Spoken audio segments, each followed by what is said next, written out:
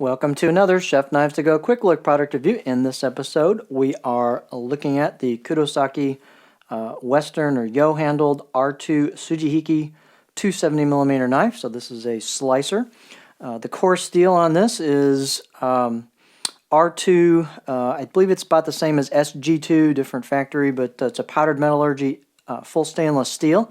The heat treat is about 62 to 63 Rockwell on that core steel. And the construction of this is a 3-layer sandwich where on either side you have a softer stainless cladding on top of that stainless core. So it's an all stainless blade, and obviously it's got a hammered or a tsushima finish to it. It's really nicely done, kind of a random hammered pattern, really cool look to it. Kind of almost like pebbles a little bit in reverse. The weight on the knife is 250 grams or 8.8 ounces, so it's a fairly stout blade. It's Western handle. It's got a little heft to it as well. So you do feel like you have a knife in your hand here. The edge length, these will vary a little bit from knife to knife. They're all handmade, but this one's about 272 or 10.7 inches on the edge, and the overall length about 16 inches, a little over that.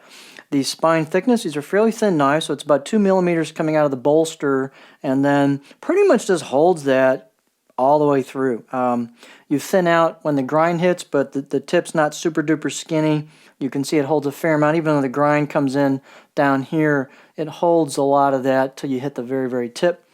So this blade is fairly stiff. I mean, it's still got a little flex to it because it's so long, but it's fairly stiff for this style of blade. The blade height is about 39 millimeters at the back of the blade. And the handle, let's do a close-up focus here. Handle's just really cool. It's a black micarta, and the way they've done the layers and sanded it down, it kind of looks like carbon fiber a little bit. It's really cool.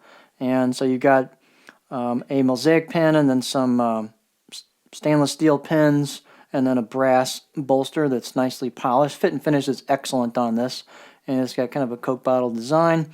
It's a bit wider than it is I should say this way from top to bottom on the blade versus on the spine type width. So it's a little bit wider and narrower this way than kind of a fatter, shorter handle, if you get that. So it's very, very comfortable. It's kind of a slick, polished finish. Really nice fit and finish, and work on this right into the choil here.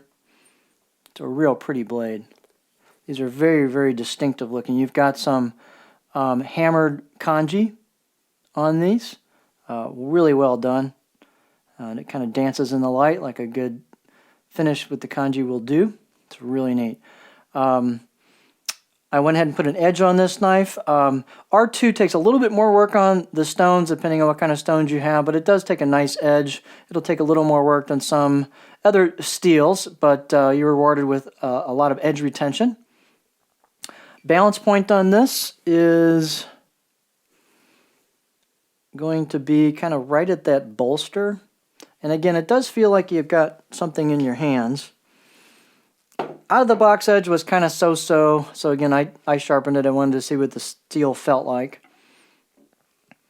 And you can see what the profile looks like. Not that you're going to use this a lot on kind of straight board work. Again, it's kind of a slicer, so you've got kind of a back belly here, and then a flat, and it kind of rolls into quite a bit of belly at the tip, but that's kind of nice when you're doing those draw strokes, and I can't do that with the size board I have here, but it's a nice overall profile. Again, you're not going to be probably doing as much with general product as you are slicing with this knife. So it's a gorgeous knife, great fit and finish, really cool handle, excellent steel, unique kind of style hammered pattern, really neat blade. So this is quite the Suji. So this is the Kurosaki Yo or Western handled R-2 Sujihiki 270mm knife.